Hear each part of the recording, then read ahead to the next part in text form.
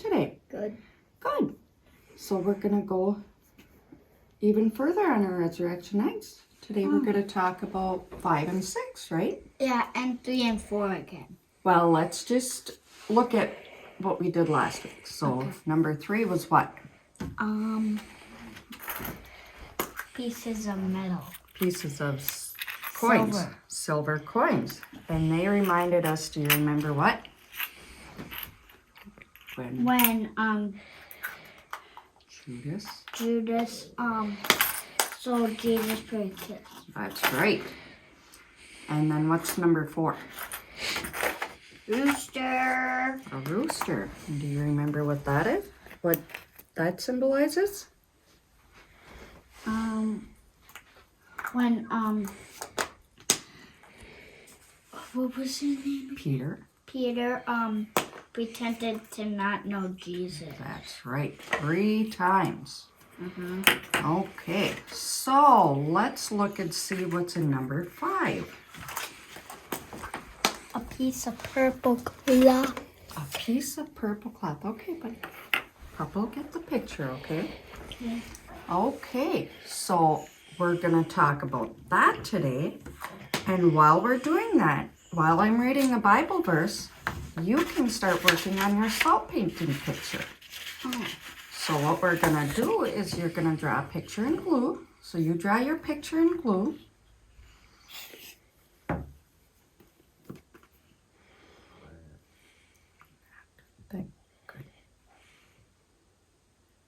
Good. So while you're doing that part of it, I'm going to read the first part here. So this is Matthew chapter 27, verses 1 through 10. So when morning came, all the chief priests and the elders of the people conferred together against Jesus in order to bring about his death. They bound him, led him away, and handed him over to Pilate, the governor. When Judas, his betrayer, saw that Jesus was condemned, he repented and brought back the 30 pieces of silver to the chief priests and the elders. He said, I have sinned by betraying innocent blood. But they said, what is that to us? See to it yourself. Throwing down the pieces of silver in the temple, he departed, and he went and hanged himself. But the chief priests, taking the pieces of silver, said, it is not lawful to put them into the treasury, since they are blood money. After conferring together, they used them to buy the potter's field as a place to bury foreigners. For this reason, that field has been called a field of blood to this day. Hold on. Have been called the field of blood to this day. Then was fulfilled what had been spoken through the prophet Jeremiah, and they took the 30 pieces of silver, the price of the one on whom a price had been set, on whom some of the people of Israel had set a price, and they gave them for the potter's field, as the Lord commanded. Okay, so let's first talk about what we're doing here. We're making pictures with salt-colored paint. Well, we're using watercolor paint. Hold on a sec. Get all of this off. And make sure you use lots of water in between, okay? It's actually magically moving. Cool, hey? A little bit. So, let's talk a little bit about our story, okay? Okay. So, Judas, he realized he did something wrong and he felt guilty about it, right? Mm-hmm. And what did he do? What did he do with the coins that he was paid? I forgot. He threw them away. He threw them back in the temple. Well, that's good. Well, yeah, but it was a little too late because Jesus was already condemned, right? Mm-hmm. Don't forget to dip it in the water in between, okay? Okay. So, when have you done something wrong which you felt guilty for later? You felt bad about? Can you think of a time you might have felt bad? Maybe you broke something or you hit someone. When a long time ago when I accidentally knocked down the water on your tablet. Yeah, that's a good one. Yeah. So how can you fix these wrong things? What can you do? Say sorry. Say sorry. Yep. Maybe pay for the tablet out of your allowance or your money or whatever. Hey? So we could try to fix it. And so like when we've done something wrong, like broken the tablet, we ask forgiveness for a wrong choice, right? It may not always take away what happened, but it gives us a clean start to do the right thing next time, right? Right, so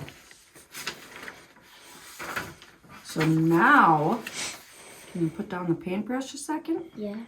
And let's look at number 6. Okay.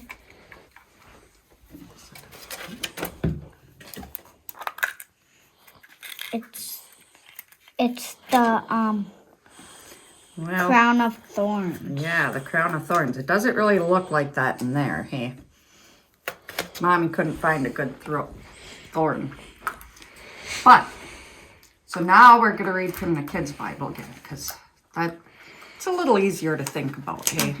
Some of the words in the big Bible are kind of hard. So now we're going to read from Matthew 27, verses 11 through 31. So the priests were mad at Jesus and wanted to get rid of him. What will happen to us if the people follow Jesus, they grumbled. So they made a plan. Let's take Jesus to the governor, Pontius Pilate. He can get rid of Jesus. When Pontius Pilate saw Jesus, he asked, "Are you the king of the Jews?" Jesus didn't answer.